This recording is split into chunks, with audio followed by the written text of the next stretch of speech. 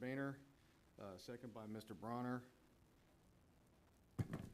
To approve the minutes from the last meeting. All in favor? Aye. Opposed? Carries by voice vote.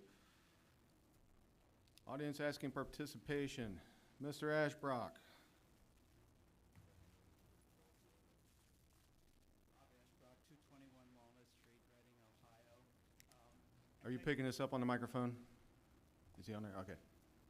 Taking this opportunity, since Patrick is here, to address a concern that I raised with him in April. You will recall, Patrick, an email that I sent to you in which I had expressed that the We Thrive group was interested in beautifying some of the city gateway entrances, and specifically I asked you to investigate some squatting that was taking place on city-owned property at Mill Creek and Smalley Road. You replied to me that you would find out who owned those vehicles and get them removed, and they're still there. Okay. So could you tell us what your investigation has revealed in terms of ownership or how they happened to get there? I have no idea how they got there, but I did get a hold of the property owner that's adjacent to that, and they said they would get it moved, but it hasn't been moved yet, so I will follow back up. All right, thank you. Thank you, Mr. Ashbrock. Any others? All right, reading of communications. I got one late last night in my email, which I didn't see until this evening when I checked. So I have one from Mary Kate Stone, addressed directly to me. The families and people living on Elm Street and neighboring streets have been plagued by the individuals that have been squatting at 333 Elm Street for over a year now. Mrs. Karen Denham lived at this address until she passed away on June 28, 2021, and was an amazing, thoughtful neighbor that would bake Christmas cookies for others. In the months before her death and in the year after, her grandsons and acquaintances have caused nothing but trouble and dangerous activity. I have found multiple needles in my front and backyard from the foot traffic in and out of the house. I have been told, hold on, let me reread this. I have been told by that neighbors have videos of drug deals going on in front of the house. The house has been without water services since approximately February 2022 and is apparent whenever the doors are open. The yard is full of trash and scrap metal, along with individuals sleeping in tents in the backyard for weeks at a time. There is a never-ending collection of bikes as well, all easily seen from Elm Lane. Since I have lived in Reading the past 5 years, it has been a friendly place where neighbors look out for each other. Living next to 333 Elm Street has proven that. As a single woman living alone, I have had multiple neighbors reassure me that I can contact them for assistance if the house next door threatens my safety. The cops are aware of the situation and have increased patrol on our street this summer when activity began flourishing with the warm weather. We have been patiently waiting for it to be handled in the courts and be declared foreclosed, but it has been over a year. The lack of water, noxious smell, and trash-filled backyard has to amount to multiple code violations. We need your help. Sincerely, Mary Kate Stone. Move that we mark that received and filed. Second. So we have a motion by Mr. Powell and a second by Mr. Bronner to receive and file the communication. All in favor? Aye. Opposed? Dwight, On a, I was going to suggest that get a copy of that to Patrick so he can follow up with that. on give a him this separate one. note, Dwight, I did receive that same correspondence, I believe on Sunday. I contacted the Safety Service Director on Monday about the matter and asked that he have the fire chief and the exterior property maintenance official look into the matter, so, and received back that Pat was gonna do that, so. Okay. Our fire chief he's already been in contact with the health department, and the health department actually did an inspection, and their inspection, they didn't find any violations. They actually got inside the house, and Dave's not here, but if there's no children living there, so the lack of water doesn't automatically, it doesn't create a condition as if there were children there. I know people are like, how are they living there without water? according to the health department and everything I've been told since I've been here, that's not unless there's children in that situation, they're all adults there. But yeah, that's a tough one. You know, I know that the fire chief had been in contact with the executor of the estate, who I believe could, you know, process eviction orders, but I don't know if that. He recommended, you know, as the executor in charge of that property, that he try to move forward with doing so. I don't know if that person's done that yet. Yeah, I did, she had mentioned about foreclosure or something, so I did look, and it looks like it's been in foreclosure since March. And hopefully when the executor gets back from vacation, they can look into the matter. 'Cause I'm not the legal person, but I mean, I think that they might be able to expedite things by processing, you know, eviction as the legal authority for the property, but like I said, that's illegal. And I received the same correspondence, and I let them know that I know it's frustrating and it does seem to take a while, but the police department does have to build a case. So I did want to remind them, and this goes to anyone watching that deals with problem houses as well, to continue to report any activity that you see, illegal activity. Send videos in, anything that you have, that all goes into the case, the evidence against that. So the police department will use that. I hope she's watching, because I don't think she's here. Any other communications anyone else has received? Okay. Guest speakers, we have none scheduled. I don't see anybody, unless somebody out there is wanting to be a guest speaker. No? All right. Executive session, none scheduled. Any reason for one? Moving on. Administration officials reports. Mayor Bemis is not here. Safety Service Director Pat Ross, you're up next. You have the mayor's report. Combination administrative report, so yes. Okay. One thing that people, if you look at your Duke bill, well, either this one or last month, there likely is a $4 charge. I noticed it just earlier this week. That's an error. So as you recall, our gas aggregation ended at the end of May. So people were automatically switched back over to just to Duke, the Duke Energy. And for whatever reason, there was a $4, you know, charge, and it was an error. So Rich from Energy Alliances, his team has been in contact with Duke. They've said they're going to get that charge waived. Now, whether it's on your next bill or 6 months from now, I mean, that's a Duke thing, but keep an eye on your bill there will be a credit back for that $4 charge. Also, people are asking, you know, about the gas aggregation, because a couple weeks ago, letters came out from Constellation offering a price. Constellation was the company that used to be with us, and once it expired, that's why they bombarded the city with letters from them. And I know that Energy Alliances wasn't too happy, because it's the predatory behavior. You know, people know that company as the company that the city was with, and you know, that's Constellation, that's the city's. But if you notice, that letter had no City of Reading letterhead, logo on it, no signature from the mayor. So you can disregard any of those things. Within the next probably 2.5 weeks, if we are going to lock in for this fall for gas aggregation, the price will be set. Council already gave authorization for that to be set, and it will not be with Constellation. The company that, if we do move, and this will be communicated, it will be with AEP. And I look over Mark every now and then. He has to kind of recuse himself from some of these things, but I want to make sure that I'm not misspeaking on any of those things.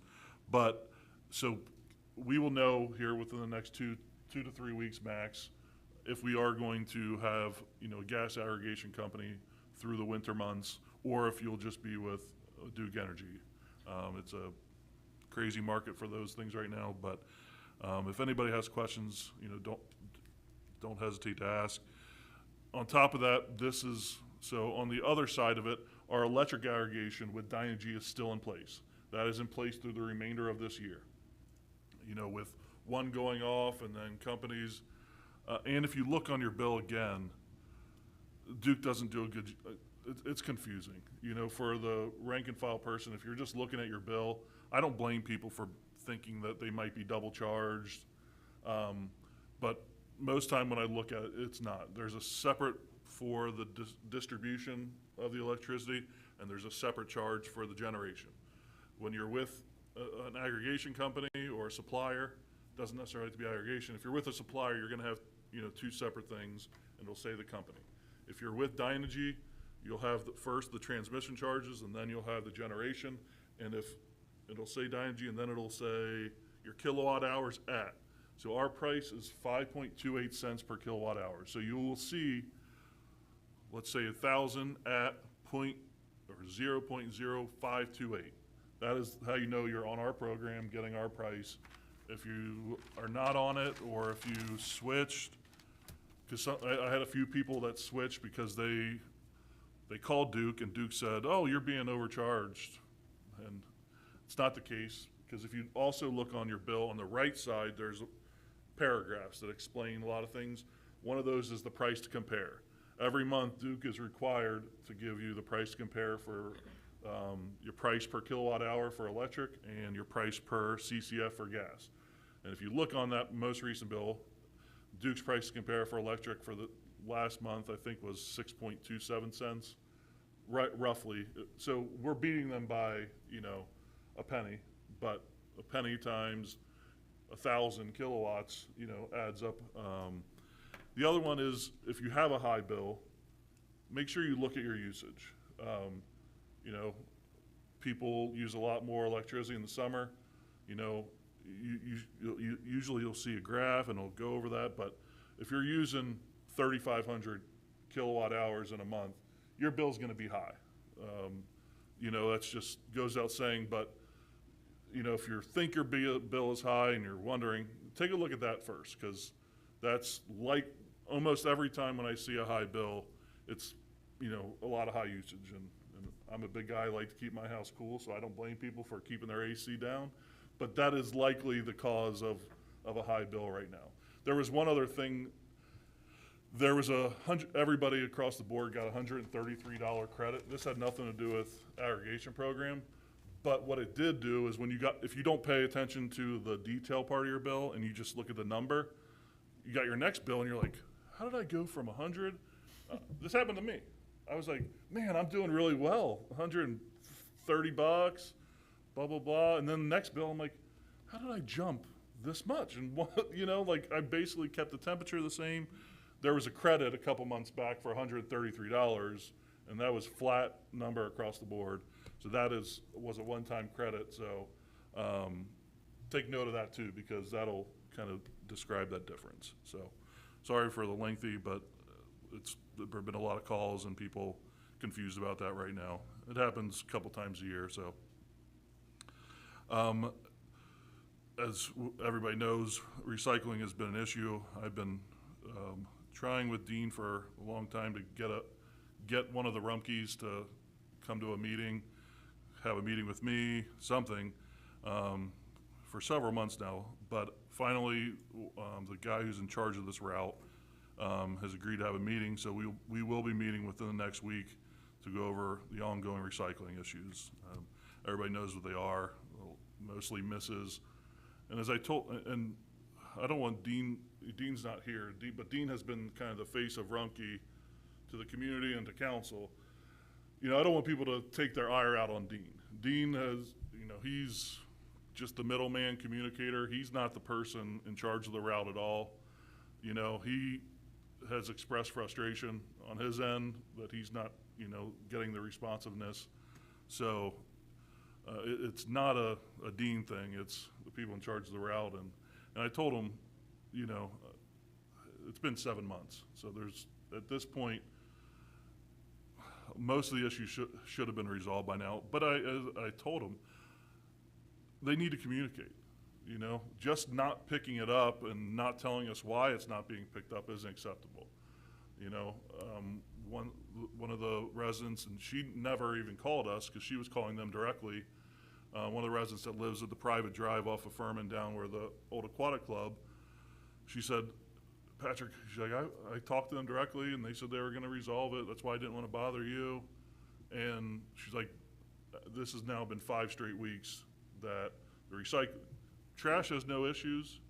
And so in my mind, I'm like, well, maybe the recycling truck doesn't want to. She's like, we have plenty of room. She said, we have plenty of room to turn around. We've told their drivers they can turn around, you know, because sometimes the drivers are leery of turning around in people's driveways because people will complain, you know, the wear and tear that it takes. But she's told them, and she has 0 issues with the trash guys coming all the way down there. So, but they haven't told us. You know, in the past, several years ago, their trash guys were having a hard time going up Hill Street to service the 5 or 6 homes up there. And they were like, can we bring a pickup truck and pick it up? Like, as long as it's getting picked up, you know, whatever the solution is. But the communication just hasn't occurred. We had a similar thing early last year on Elizabeth, I think it might have been Roth or Anna, where the truck, with parking on both sides of the street, I mean, it's impossible for the garbage truck to get down there. So I made just a small change for parking on the trash pickup day from, I think, 6 a.m. to noon, no parking on one side of the street, to allow for that. But that was because they communicated to us these issues. With the recycling, I mean, the only thing I've heard is just manpower, which I feel for them, but it's not our fault. They need to figure it out. So hopefully that'll get resolved here soon. East North Street, there'll be an ordinance the next meeting to award that contract for, this is for East North Street paving and spot curb. The low bid came in for $195,760, and again, this is part of Public Works, the SKIP grant loan program. So we'll have an ordinance next week. Similar vein, in the next probably 2-3 weeks, the 3rd Street bid specifications will be finalized, then we'll be going to bid for that. One note, and we're gonna probably here in the next week be delivering a letter to everybody on 3rd Street. It's not gonna be an alternate bid, it'll be kind of an addendum bid that won't be factored in for the total price of the project, but it will be a bid to, for residents to replace their lead service line.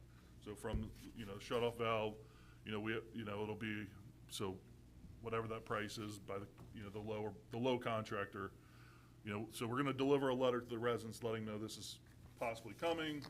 We don't have the price yet, but we'll let them know when that happens. So that will be in the bids, and that'll be probably go to bid if it's done. Probably mid-September, we'll probably have that bid out. Just give a quick update on 2000 West Street. The port has already been receiving bids for their phase 1 of their cleanup of the property. Phase 1 is everything above ground. So those bids are due to be back in. He told me last week they should be in within the next 2 weeks. They plan to have it awarded by the end of August, roughly, and then start mid to late September for that. And once again, that's everything above ground.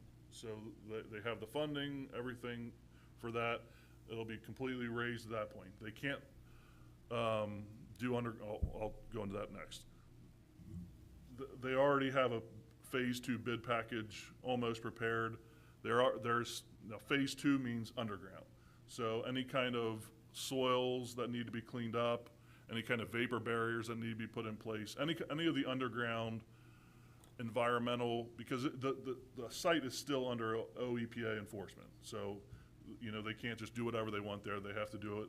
And the city's actually a part of the orders with the OEPA. The city's only requirement is with the road there to make sure that there's access, because there's monitoring wells right there. So our part is pretty easy. So between Dow and the port, they're working on that. But phase 2 will be for any of the underground. A lot of those things have to be approved by the EPA, so that's why that one's taken a little bit. But the timing for that, the bids will be back in for that earlier, but because it's all underground, he said, you know, they can't really start the soil work until the ground starts to warm up. So he's thinking, you know, sometime in March, they'll start that part of it. And then from there, you know, then the site will be completely, you know, build ready. So there was a news article, you might have seen the port received just over $5 million grant from the state to assist with a lot of these things, because environment remediation is not, you know, a cheap thing to do. So that's helpful. So you'll be starting to see progress on that really soon. Ongoing here at City Hall, we have a complete phone upgrade that will be roughly done by the end of August, unless there's any hiccups there. So that project will be, you know, a big benefit for everybody. You know, all of our department heads are thrilled about it. It's actually going to make, you know, some employees' jobs a little bit easier too. They'll be able to get all their emails directly, or all their voicemails directly under their email. So, you know, a police detective who's, you know, there can look at their phone and say, oh, someone called about this. And every single employee will have a voicemail set up. You know, that doesn't mean they're gonna have a phone, they'll have a phone number directed, but every employee will have a voicemail set up. So that is ongoing. And our finance and payroll changeover, it's Sabrina and I have already had several long meetings with the company. They need a list of, you know, basically every possible, when you're talking about payroll and finance, basically every possible thing as far as finance, payroll, accounts payable, you know, they would need to know how we do it now so they can build it. But you know, it's a lot of upfront work for us, but then, you know, then they'll start building it, and then once it's done, there'll be a lot of training, you know, because it's going to be brand new for everybody. So that's, you guys, that was approved by council. And it's going to be a big upgrade, so we'll be excited to get that done. What time is it? Well, 7:53. National Night Out was tonight. It ended tonight at 8 p.m. I just want to thank, you know, all the people that, you know, put in a lot of time to arrange this. There's a lot of people that donated things for this, other departments that took part, you know, out of their own time. So I want to thank, it's one of, you know, one of the events that people by and large, you know, I don't hear any kind of negative about. People are happy. They like to see the police presence. They like to see all the things that we're capable of. You know, not just here in Reading, but in the county at large, because we're members of the SWAT. We're members of all these organizations, you know, here in Reading. So it's a wonderful event for adults and children. So thank you, and you can mark it down for next year right around this time. We'll have it again. And just two more things. One is an event at the end of this month, Saturday, June 27th, the American Legion Ladies Auxiliary will be having their Taste of Reading at Koenig Park. August 27th? What's that? August 27th. Is it what I say? June. Where did that come from? Oh, it's on. It says June 27th on here. That's why it says that. August 27th. I don't have the time on me, so does anybody know the exact times? I think it's noon to 11. I know it goes to 11, but I wasn't sure of the start time. So roughly noon to 11, and that's down at the field house. Lastly, and I'm sitting next to one. Field house or Koenig? Koenig. Did I say field house? You did. Probably. It was noon to 11. I can't believe I'm already having this in my report, but school starts back this month, and we know that there's going to be a lot of traffic, especially, you know, right next to Mount Leonard Ames and Reading schools. But we also have the Cincinnati Classical Academy that's starting on Siebenthaler, so that's going to be added traffic.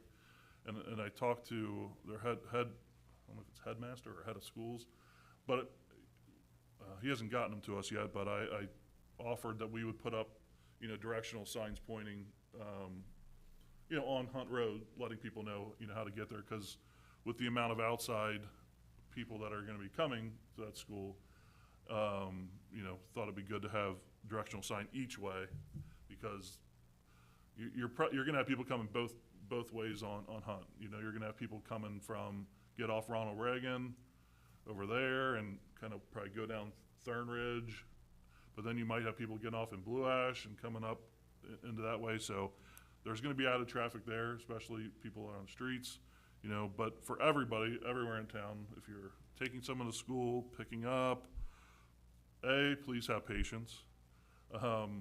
Every year, first 2 weeks, people are waiting longer. It's just a whole new thing. Usually when you get through the first couple weeks of school, most of the people that are picking up regularly have kind of adjusted, have known what to expect. But one of the big issues, and I know this from talking with former superintendent and the principals up at Reading schools, is parents getting way too early to the site.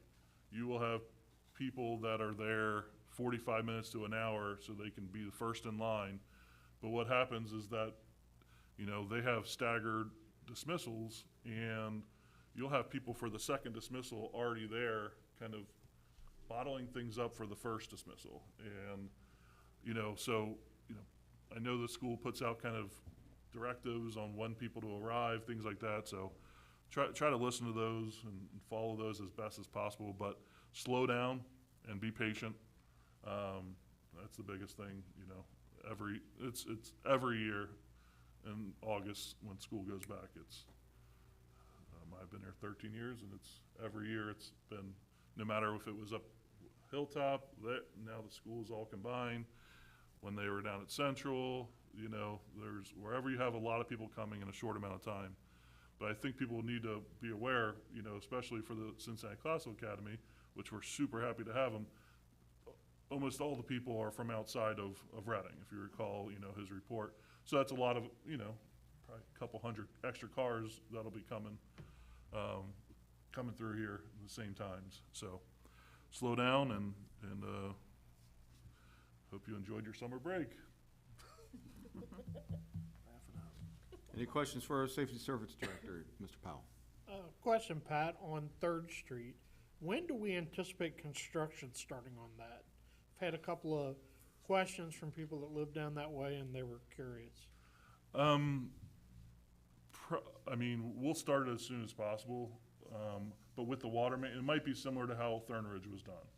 But, so if we're able to get it bid and awarded by the end of September, probably within 3 to 4 months from that point, because they'll be able to do the water main. As you recall, it's water main, the entire section from Mechanic to Benson. So I would think early next year it'll be started. And just a reminder for anybody that's unaware, engineer estimate is a little over $1 million total, but sources of funding for that, we received $461,000 from Duke Energy, and that was their portion to repave and do spot curb in areas where they damaged. And for the remaining portion, we received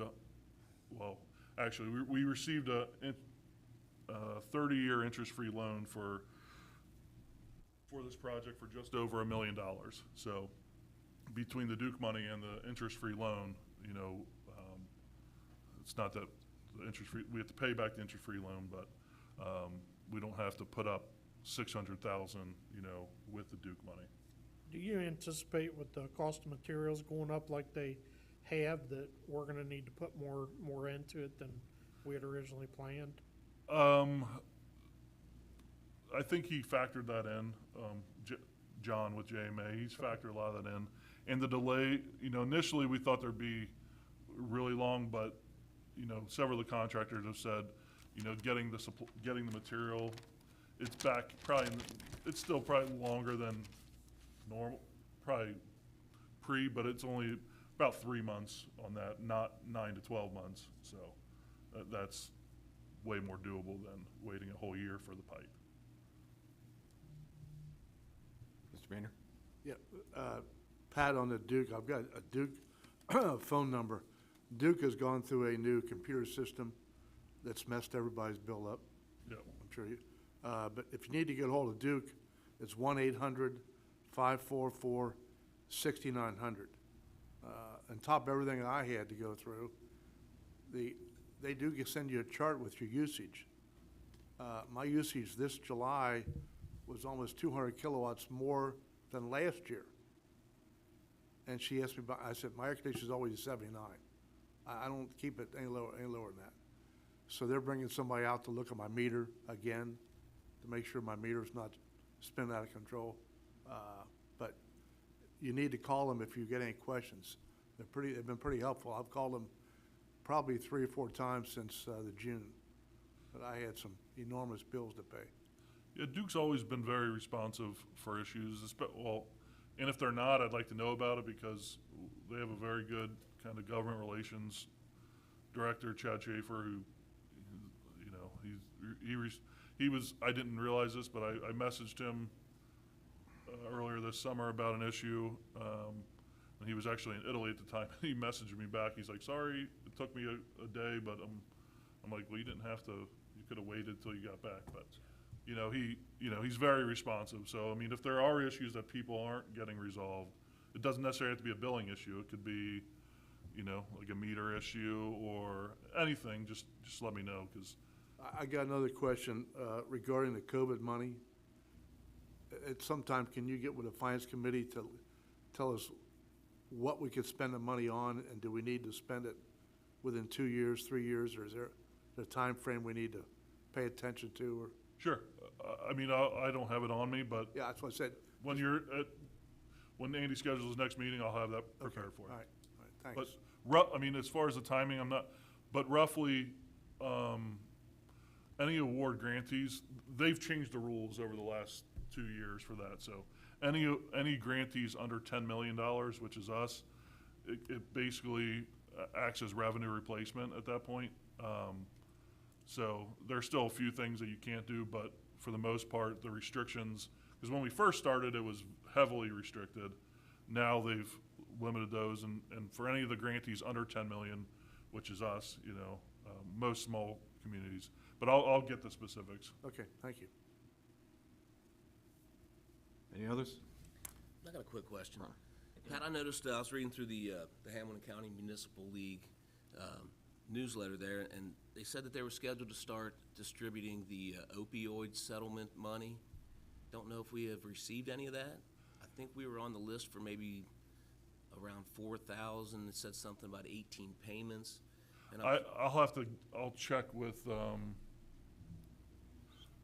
Shannon or Michelle in the treasurer's office, because they've received our information. So a lot of times those are just they'll deposit it into, you know, because we give them our routing and account number, and we'll get money. But then usually Michelle, you know, when they're like, hey, do you know what this is for? So I'll check with them if we've started getting it. If not, you know, I'll try to figure out. It looked like there were restrictions on that money and what you could spend it on, and they also recommended, and I know we're trying to streamline funds and you're not creating new ones, but they recommended that we would do that specifically for that money. I mean, all in all, if the 18 payments were all about 4,000 apiece, it's not a huge windfall, but it's certainly something that. We do have the drug fund already, and I would ask Dave Stevenson. I mean, that's mostly from forfeitures, but that is limited as well. We can't go. I mean, if you look at the fund balance, which the drug fund currently has 95,000 in it, but we can't go. That's for drug and alcohol education. National Night Out expenses are eligible, but if there are limitations similar to that, I would think that would be a good place for it to go. But I will check with Dave Stevenson too, because I wasn't sure about the restrictions on that funds. Sure, I would agree. Rather than creating a new fund, we've got plenty. Yeah. Anyone else? All right, moving on. Law Director, I know he sent me something, I couldn't print it. If somebody's got that and wants to read it, that would be great. He's at the Board of Elections tonight. I knew that part, but did he have a report in there? No. I didn't think so. All right. mention something about one of your ordinances? Yes, I've got all that. Okay, Okay. perfect. Treasurer's report, Mrs. Owens. Great, thank you. I do have numbers on tax collections for July. Individual tax collections were 28,939. Net profits, 15,804. Payroll, 501,087. And total for July was 545,830. Individual net profit are down quite a bit from 2021, which I fully expected. Payroll is almost right in line, down slightly. But overall, our year-to-date collections are 5,783,637, and those are, still remain up 10% approximately from 2021. Any questions for Mr. Powell? Go ahead. The business profits income taxes being up so drastically, kind of an anomaly. Do you have anything to account that to, or? The only thing I can really tell you is that we received some estimated tax payments from businesses, and that's, Okay. yeah, Yeah, because just looking at it, if you take that out of the equation, it's, we're breaking even if that, so, yeah. Back to the other topic, What's that? I just raised my hand for Dwight. Oh, Hold okay. on a second. Let's finish up with Mrs. Owens. Anybody else? Question for Mrs. Owens? All right, Mr. Ross, go ahead. Chief Owens, hey Todd, watching the meeting. He did say we did receive our first 3,800, and he knows about it because I don't think he was aware. I'm not sure if we were aware of, because like I said, those money just is deposited in. I think they thought that was grant money, so I think it got deposited in. But we'll look into counting. So I think we did get our first. He said it was right around 3,800, the first payment. So it's a question for Dave, then we'll get with Dave and Yep. see where that has to be and what we can spend. Where it has to be and what it can be spent on. Yep. Great. Okay, auditor's report, Mrs. Smith. Again, I couldn't get that one printed. Does anybody have it, want to share it? She said she had no report. She had no I believe. report. Okay. All right.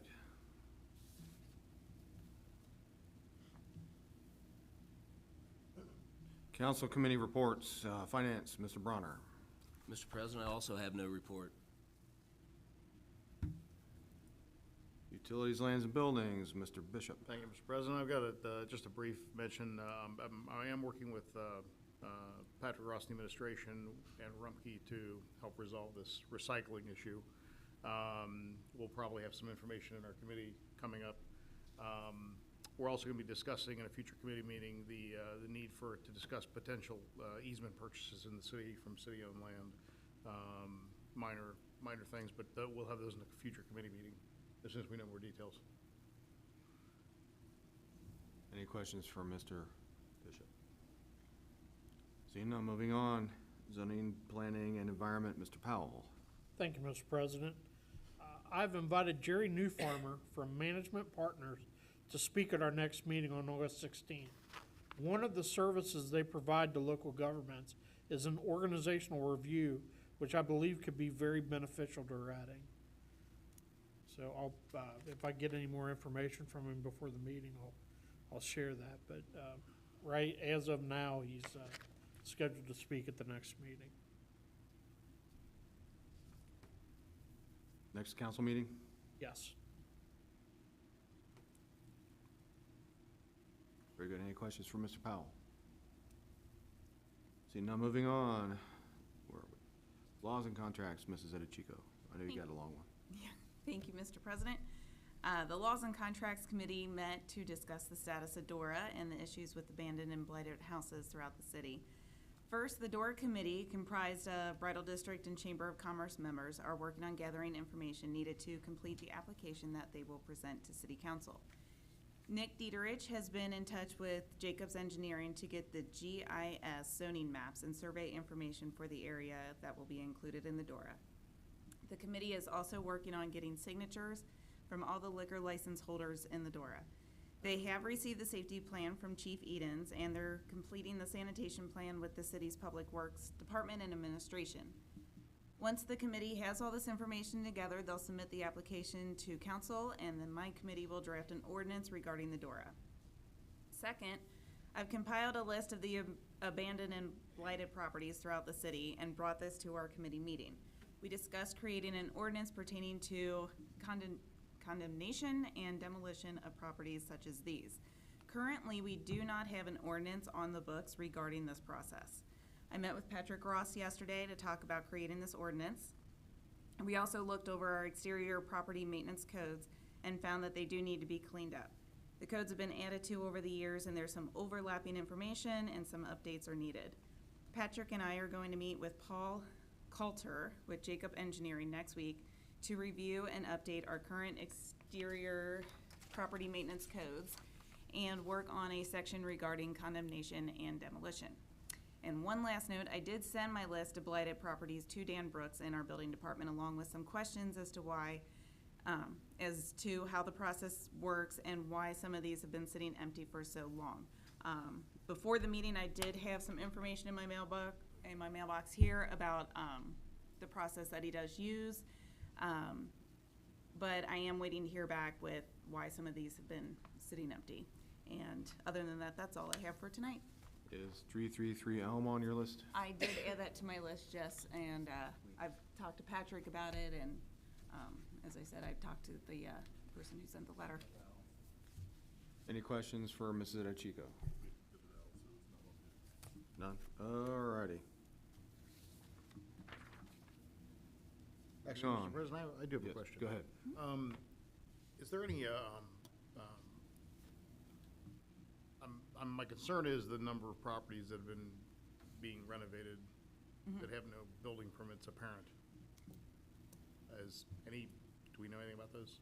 I don't. Those weren't on my list. My list was mostly concerning ones that Blighted. are, blighted, empty, known to be empty. There was a couple on my list that had just been purchased, so one of my questions for Dan is if there had been permits issued on these, if they're actually being worked on.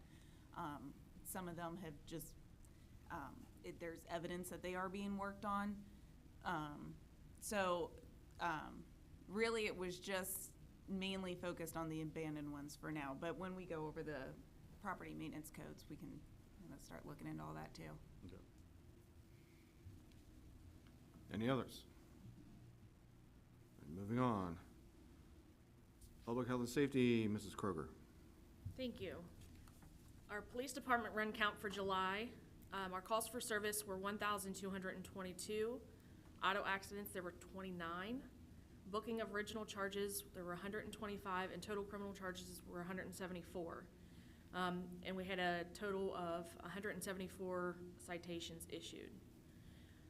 Thank you to our police department for hosting the National Night Out that took place this evening at Koenig Park, and thank you to the fire department for participating, and thank you to the other agencies that participated as well. And then for the month of July, there were arrests for domestic violence, OVI, assault, theft, and property damage. Vandalism is still happening throughout the city. My son texted me this morning to tell me someone decided it was a good idea to do a few donuts on the football field. Our city crews work too hard to have people be that inconsiderate, not to mention the number of injuries this could have caused as a result. Fortunately, there wasn't much damage. If you have any information about the football field, please call the police station. Please be vigilant, and if you see something, say something. And remember, if you have an emergency, you need to dial 911. And you can still call the non-emergency number, and if we don't have a dispatcher here, it will get transferred to the county, who will then dispatch. And then for our fire department runs, total EMS responses was 138. Fire responses were 70 for a total of 208. And, almost forgot. I got this from Chief Edens when he sent me his report, and it says, as a follow-up to the speed report that was forwarded to each council member over 2022 and 2021, the last 19 months, we had 572 auto accidents in the top 15 areas of the city. Of those, only 4 were located on East Galbraith, east of the 2300 block. This is a very low number, and I would not recommend any changes of the traffic control devices in the area. Any questions from Mrs. Kroger? Yes, go ahead. Just one comment regarding the vandalism. I get asked a lot about locked bathrooms at parks and shelters and whatnot. And it is my understanding that when a shelter is rented, that the bathroom should be unlocked. But unfortunately, because of the vandalism that we're seeing, the city cannot leave them unlocked at all times like they have in the past. So that is kind of a sad side effect of some of the issues that we're having with the vandalism. Mr. Bishop? Can we look into getting the removable or fixed bollards outside the, is that what they're called? Outside the stadium, in the entryway where you drive through? Well, the gate, the wide gate that is we're gonna keep that closed at night. But as opposed to just locking up the gate. Well, you can because, still get in. You know, can you, You can still get in, you can still get in there. People wanna go walking. You just, where the ticket counter is, you can't drive a car through it. but even during daytime to prevent somebody from like bringing a trailer in, like that happened one time, I mean, it would take what, 3? Probably a block across there, the middle wouldn't be removable? Yeah. Is that, I mean, doable possibly? Would that be an issue, though, if they needed to have an For ambulance there emergency for? medical, yeah. Well, you take it on for a football game. Well, there's Or if the there's kind that you can, Oh, Yeah. the removable, yeah. that you can They just have remove. a lock on them, lift them up. Yeah, we'll look at it. Any other questions?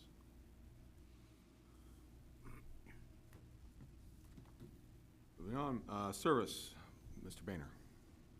Thank you, Mr. President. Public Works crew has been out patching potholes in the streets. Vulture's been out collecting branches nonstop. City crews have painted the soccer fields. They repaired a water leak on Keith Drive. City crews also repaired a water main break at 124 West Vine Street and repaired the roadway and another water main break at Reading and Maple. City crews also repaired a second water main break on Maple Drive. City crew had replaced a water valve in a swimming pool. They repaired a water service line leak on Market near Mechanic Street. And the city crew's been out trimming brush near the roadways. As most of the council members have realized, the roofing of the city hall is leaking again over the caucus room. 3 roofing companies have been called to investigate and give bids for a new roof. It doesn't make sense to keep patching and put Band-Aids on, like, it's just not working. City crews repaired the roadway in front of the fire department on Market Street. They've also painted yellow curbing throughout the city. The city crew cleaned up the dead end of East North Street from overgrown brush and walking trail along the creek. We have an ordinance here tonight to purchase a new chipper, mulcher. Everybody knows what that is. We got an emergency clause on it because it's getting close to that time where we need to get the equipment in. I'm not sure what kind of lead time we got there, but Dave Stevenson sent me some other notes regarding some of the ordinances I put together. The proceeds from the sale of Nivison, that money's still sitting in the CIC. I was at the first meeting with CIC when they asked about $10,000 or $12,000. That's why I wanted to take the 380, because my understanding is that we netted about 392,000 for the sale of Nivison property, and the majority of that money needs to go back to the 340 account. That's where the money was taken out of to start that project. But I think that Dave's going to talk to CIC and get that money put back in the general fund so we can reappropriate out of the general fund back into 340.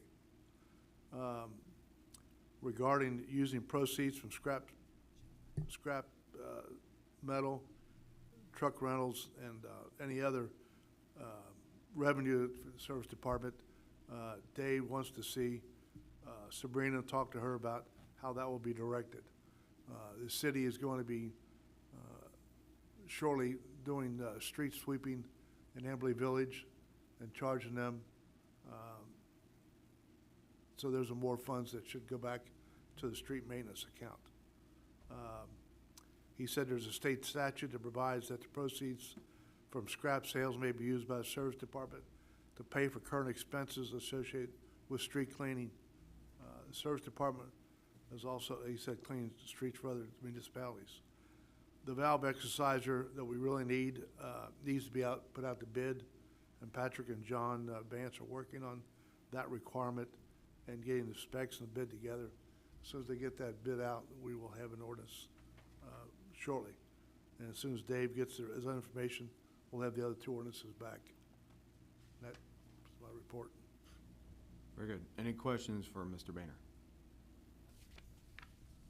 All right, seeing none, moving on. Recreation, Mr. Thomas. Nothing new to report at this time, sir. All right, other business? Any other business? Really? None? Okay. Legislative session. Reading of resolutions. We have no resolutions on the agenda. Reading of ordinances. So the first one is about the chipper. An ordinance authorizing the Safety Service Director to purchase a mulcher/chipper for the Service Department at a cost not to exceed $87,000 and declaring an emergency. I'd like to make a motion, we suspend the rules requiring second and third reading. Second. That was Ms. Chico. So we have a motion to suspend the rules requiring a second and third reading by Mr. Boehner, second by Mrs. Edichico. We'll do the roll call. Mr. Powell, Yes. Mr. Bronner, Yes. Mr. Bishop, Yes. Mr. Boehner, Yes. Mr. Tomlin, Yes. Mrs. Kroger, Yes. Mrs. Edichico. Yes. 7 yes. Discussion. Discussion. Just, with the cost being $87,000, is that on the, state list? It's on the state bid. It is, okay. The actual bid is $86,382, and Dave and I both thought putting $87,000 would cover that in case, because the freight alone is $935. And you don't know from week to week what that freight may go up or go down. I'll make a motion to adopt the ordinance. Okay, we have a motion by Mr. Boehner to adopt the Second. ordinance. Second, ooh, that was close. I think that was Mr. Bishop. Ladies first. What's that? I said ladies first. Next time. All right. Roll call. Mr. Powell, Yes. Mr. Bronner, Yes. Mr. Bishop, Yes. Mr. Boehner, Yes. Mr. Tomlin, Yes. Mrs. Kroger, Yes. Mrs. Edichico. Yes. 7 yes, ordinance carries. I don't have the ordinance number for that. 22. 22. 2022-22. I Take don't your want word to for it. guess. I hit a number, but I don't want to guess. All right. We'll take that. Carla has that in her email that the next ordinance number will be 2022-22. That's what I was going to say, but I Works for me. I was afraid to guess. I'd like to make a motion that we table our next ordinance. Second. I have a motion to table the next ordinance that's listed as number 2, I'm asking. Is that right? Listed on the agenda as number 2. We have, hold on, so it's Mr. Powell, there's Mr. Bronner. What ordinance are we talking about? I didn't see. That's the valve Valve exerciser. Oh, okay, all right. But we, and basically while we're tabling it, is it needs to go out to bid. Okay. So I have a motion by Mr. Powell and a second by Mr. Bronner to table the ordinance until it comes back from bid. Roll call, Mr. Powell, Yes. Mr. Bronner, Yes. Mr. Bishop, Yes. Mr. Boehner, Yes. Mr. Tomlin, Yes. Mrs. Kroger, Yes. Mrs. Edichico. Yes. 7 yes, it's tabled. That doesn't mean it can't come back. All right. Any other ordinances? Seeing none. Move to adopt, I'm sorry, move to adjourn. Move to I have- adjourn. I have some Oh, additional- hold on. We have miscellaneous business. I have a miscellaneous business. I thought this would be interesting for people if they're interested in EV cars. Up until now, if you wanted to put an EV charger in your house, a lot of these homes in Reading have 60 amp or 100 amp panels, and you'd have to replace the panel, which is pretty expensive these days because there's all sorts of new regulations involved in that. Siemens has a new device. I sent Mr. Ross a copy of the information. It is a device that goes between in the back of the meter base between that and the front. It pulls power directly off of the meter base itself. It is about, from what I understand, it's about $300. I think Duke can put them in. I know you can hire an electrician to put it in. They do need permitting to put them in. The car plugs in on the top of the meter. You can get up to a 100-foot cord. You have to buy the cord separately. But it is an option for people who want to plug an electric car into their home who have less power. Now, the one drawback to it is there's apparently a dial inside that sets the amperage that you can allot to the car. If your house uses more than it can when that car is charging, my understanding is it shuts the house off. It is not shutting part of it off. It doesn't know to do that. It shuts it off and charges the car. So there's some drawbacks to it. I guess you could also set it the other way to where it shuts the car off and doesn't charge the car. But I'm not too familiar with it. It's brand new. They just announced it. And if you have a 200 amp panel and you have electric heat or gas heat, if you have gas heat and gas water heater, things of that sort, you'd probably never notice a problem with it doing that shifting because it would never shut off. But if you had electric heat, say a heat pump and electric water heater, even with a 200 amp panel, you might see the shut off happening. It's possible. I'm not that familiar with it, but it is it can charge up to 60 amps apparently. Very good. So it's fast charge. Did they include the number of battery fires they expect? That was a separate issue. But if people are looking at it, it's beats running an extension cord out of the window, and doing that. So, or replacing your panel. Brenda, does Todd want to chime in on Class D fires? You do have to have a permit for it, though. It is permitted. You have to permit it. Motion adjourned. Second. Motion adjourned by Mr. Boehner, second by Mrs. Kroger. All in favor? Aye. Aye. We are finished for the night. Have a good night.